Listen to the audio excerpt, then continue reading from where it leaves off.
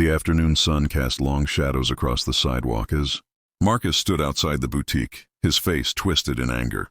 His voice carried across the quiet street, sharp and cutting like broken glass. "You're nothing, Angela." "Nothing." Angela's tears fell freely now, hot and unstoppable. In her trembling hands, she clutched the divorce papers, crisp, official, and utterly final. The word divorce seemed to grow larger with each passing second, mocking everything she had believed about her marriage. Behind Marcus, in the doorway of the very boutique that had once been Angela's dream, stood Vanessa. She wore a red dress that caught the light, and her smile was small but unmistakable. She didn't need to say a word. Her presence said everything. This was how 12 years of marriage ended, not with understanding or compassion, but with cruelty on a public street. 6 months earlier, life had looked entirely different. Angela had been full of hope then, her eyes bright with possibility. She had taken every penny of her savings, money, she had carefully set aside over years of working as an accountant, and poured it into opening her boutique. The shop had been modest but charming, filled with carefully curated clothing and accessories. She had named it Grace and Style, after her late grandmother Grace, who had taught her that elegance didn't require wealth. Marcus had seemed supportive at first. He had helped her paint the walls a soft cream color. He had assembled the clothing racks. He had even posted about the grand opening on social media, calling himself a proud husband. But as the months passed and the boutique struggled to find its footing, Marcus's support had evaporated like morning mist. "When are you going to start making real money?" he had asked one evening, his voice edged with impatience. Angela had looked up from the account books spread across their kitchen table. "These things take time, Marcus. Building a business doesn't happen overnight." "Time," he had scoffed. "You've been bleeding money for months. Maybe you're just not cut out for this." Those words had stung, but Angela had tried to push them aside. She had worked harder, stayed at the shop later, reached out to more potential customers. But the boutique was in a difficult location and competition was fierce. Despite her best efforts, the business continued to lose money. What Angela hadn't told Marcus, what she had told no one, was that she had a backup plan. Years ago, before she had even met her husband, Angela had made a small investment in a tech startup founded by her college roommate. Priya. The company had been just an idea back then, barely more than a dream sketched on coffee shop napkins. Angela had given Priya $5,000 when she had barely had $5,000 to give. She had believed in her friend, in the vision of software that would revolutionize small business operations. Then life had moved forward. She had gotten married, moved cities, and simply forgot about that long-ago investment. She had no idea that Priya's company had grown exponentially.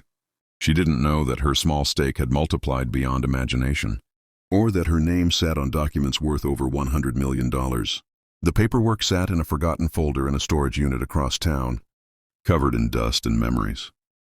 The day the boutique finally closed for good, Angela had felt a hollow ache in her chest. She had stood in the empty shop, surrounded by unsold inventory and broken dreams, and wept for what might have been. Marcus had barely spoken to her that week. He had moved through their home like a ghost, his silence heavy with judgment. Then on a Tuesday evening, he had sat her down with an expression she couldn't quite read. "I can't do this anymore, Angela." Her heart had dropped. "Can't do what?" "This. Us. I married you because I thought you were smart and capable. But you threw away everything we had on a stupid shop that anyone could have told you would fail." "Marcus, we can rebuild." "No." His voice had been flat, final. "I'm done. I've already spoken to a lawyer." The divorce had proceeded with brutal efficiency. Marcus hadn't wanted counseling or time to reconsider. He had wanted out, and he had wanted it immediately. What Angela hadn't known was that Marcus had already found someone else. Vanessa worked at his office, a marketing coordinator, with ambition and carefully applied lipstick. She had comforted Marcus during his difficult home situation, had laughed at his jokes, had made him feel like the successful man he believed himself to be. Unlike Angela, with her failed business and red-rimmed eyes, Vanessa seemed to have everything together. Marcus had moved quickly, too quickly. Now standing on the sidewalk with divorce, papers in her hands and her husband's contempt ringing in her ears, Angela felt something shift inside her. The crying stopped. She looked at Marcus, really looked at him, and saw him, clearly for perhaps the first time. She saw his expensive suit that he wore like armor, his watch that cost more than her monthly rent, his carefully styled hair. She saw a man who measured worth in dollars and status, who had no room in his heart for struggle or setback. "You're right," Angela said quietly. Marcus blinked, surprised. "What?" "You're right. This marriage is over." She carefully folded the divorce papers and tucked them into her purse. "I'll sign them." "Good," Marcus said, though he seemed slightly unbalanced by her sudden calm. "I hope you figure out your life, Angela. Maybe take a business class or something." Vanessa giggled from the doorway. Angela turned to walk away, then paused. She looked back at her soon-to-be ex-husband. "I hope you'll be happy, Marcus. I really do." Then she walked down the street, her back straight, her head held high. 3 weeks later, Angela sat in a lawyer's office, stunned into silence. "I'm sorry," she said slowly. "Could you repeat that?" The lawyer, a kind-faced woman named Dorothy Chen, smiled gently. "Your investment in quantum solutions is currently valued at approximately $103 million. Priya Ramachandran, the CEO, has been trying to reach you for over a year. We finally tracked you down through old tax records." Angela's head spun. That's impossible." "It's very possible. And very real." Dorothy slid a portfolio across the desk. "These are your shares. The company went public 18 months ago. You're a very wealthy woman, Ms. Angela." The room seemed to tilt. Angela gripped the edge of the desk, trying to process the information. $100 million. The business she had failed to build with her boutique. The security she had lost. The future she had thought was destroyed. All of it was suddenly, impossibly within reach. But more than that, she felt something else. A profound sense of irony.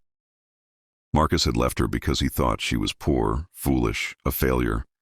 He had chosen Vanessa with her polished exterior and impressive job title. He had made his choice based on what he could see on the surface, never bothering to look deeper. The divorce was finalized on a gray Thursday morning in November. Angela signed the papers in her lawyer's office, officially ending her marriage. Marcus had waived his rights to anything beyond what he had come into the marriage with, confident that Angela had nothing of value anyway. He had no idea what he was walking away from. Angela could have told him. She could have revealed the fortune that was now entirely hers. But she chose silence instead. Not out of revenge, but out of clarity. She realized that Marcus didn't deserve to know. He had judged her worth by her worst moment, had abandoned her when she needed support, had chosen cruelty over compassion. The money wasn't the point. The point was that he had never really seen her at all. 6 months after the divorce, Angela sat in a coffee shop in a different part of the city, meeting with Priya for the first time in years.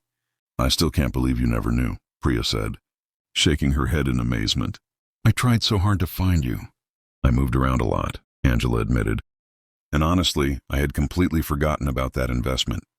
I was so focused on surviving." "Well, you did more than invest money all those years ago," Priya said softly. "You invested belief. When no one else would take a chance on me, you did. You'll never know how much that meant." Angela smiled, feeling warmth spread through her chest. This was what wealth really meant.